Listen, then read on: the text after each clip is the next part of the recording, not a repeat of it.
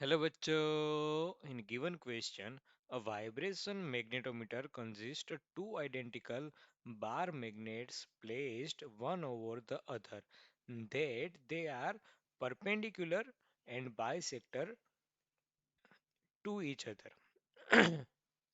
The time period of oscillation in a horizontal magnetic field is 2 raised to 5 upon 4 second.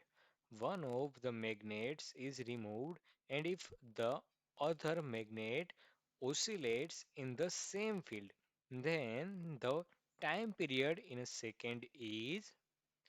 तो सबसे पहले तो प्रश्न में हमें क्या पूछा गया है और क्या दिया गया है उसके बारे में चर्चा करते हैं। तो गिवन डाटा कुछ इस तरह से हैं। गिवन डाटा कि दो मैग्नेट को एक के ऊपर एक रखा जा रहा है। किस फील्ड में? हॉरिजॉन्टल मैग्नेटिक फील्ड में। हॉरिजॉन्टल मैग्नेटिक फील्ड में रखा जा रहा है। मैग्नेटिक फील्ड है हॉरिजॉन्टल, मान लेते हैं बी एच हॉरिजॉन्टल है दोनों केस में। और दूसरे केस में किसी एक को हटा दिया जा रहा है, मतलब कि कुछ इस तरह से दिया जा रहा है। तो दोनों केस में जो टाइम पीरियड है, मतलब पहले केस में जो टाइम पीरियड मान लेते हैं ये टी, तो टी हमें दिया गया है कि वो है 2 की पावर 5 अपॉन 4 सेकेंड। तो दूसरे केस में मतलब कि एक किसी एक को हटा दिया जा रहा है, तब टाइम पीरियड क्या होगा उसके बारे में हमें बताना है। यह है गिवन डाटा। तो क्या है इस क्वेश्चन के लिए की कंसेप्ट, डिस्कस करते हैं। की कॉन्सेप्ट, की कॉन्सेप्ट ये है कि इस केस में जो टाइम पीरियड होता है वो टाइम पीरियड पता होना चाहिए। टाइम पीरियड का formula 2 pi under root I upon MBH, ठीक है, यही आएगा। हाँ सर, ये बात पता है। सर ये आई क्या है? आई है मोमेंट ऑफ इनर्शिया। पहले केस में जो आई होती है वो दोनों के कारण होती है, तो ये हो जाएगी पहले के कारण आई, दूसरे के कारण भी आई, तो ये हो जाएगी 2I। और दूसरे केस में जो आई होगी, सर दूसरे केस में तो एक मैग्नेट तो हम बाहर निकाल ले रहे हैं, तो I2 हो जाएगी सिर्फ आई, किसी एक की वजह से ही होगी इसलिए। ठीक है, आई के बारे में हमने चर्चा की। अब बारी आती है एम। एम क्या है? Magnetic moment. तो यहाँ पर जो मैग्नेटिक मोमेंट है वो दोनों की वजह से, ठीक है, दोनों की वजह से, मतलब कि M1 वेक्टर, इसको अगर मैं ए बोल दूं, ए और बी से चर्चा करते हैं। तो ये एम ए की वजह से प्लस एम बी की वजह से, तो ये किस दोनों की वजह से, ये बार दोनों बार मैग्नेट की वजह से यहाँ पर मोमेंट, मैग्नेटिक मोमेंट होगी। तो उसको हम लिख लेते हैं। उसकी वैल्यू हो जाएगी M bar is equal to under root M² plus M²। तो यहाँ से वैल्यू आएगी √2m।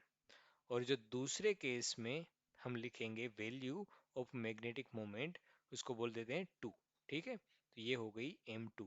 क्या हो गई M2? सिर्फ और सिर्फ एक ही मैग्नेट की वजह से, तो ये लिखा जाएगा M। हाँ, तो अब हमने M के बारे में चर्चा कर ली, I के बारे में चर्चा करती, और BH तो दोनों केस में सेम ही रहेगा, क्योंकि उसके बारे में कोई वेरिएशन बताया गया नहीं है। तो मैग्नेटिक फील्ड BH दोनों केस में सेम ही है, मानकर हम चलते हैं और क्वेश्चन को सोल्व करते हैं। तो कुछ इस तरह से T1, इसको बोल देते हैं T1, और इसको बोल देते हैं T2। टी डेज नहीं बल्कि T2 बोल देते हैं, ठीक है। तो T1 लिखा जाएगा, T1 is equal to 2 pi under root I1 is equal to है 2I, तो ये हो गया 2I अपॉन M। M है √2m, तो ये है √2 × M, ये हो गया BH। तो यहाँ से लिखा जाएगा 2 pi under root I M BH। और अगर हम ये 2 को लिख देते हैं, ऊपर वाले 2 को √2 × √2, तो ये हो जाता है, ऊपर वाला एक √2 कैंसिल आउट हो जाएगा, तो सिर्फ और सिर्फ ऊपर बचता है √2, और वो भी किस टर्म में? इसी के टर्म में, ठीक है।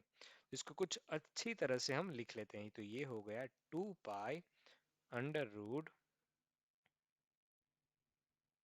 आई अपॉन एम बी एच, और इस रूट 2, अंडर रूट में है रूट 2, तो इसको लिख लेते हैं हम 2 की पावर 1/4। ठीक है, इसी तरह से हम T2 लिखते हैं। तो T2 है 2 पाई अंडर रूट I 2, इस केस में I ही है, और एम बी एच, तो M इस केस में M ही है, और बी एच वैसे का वैसा।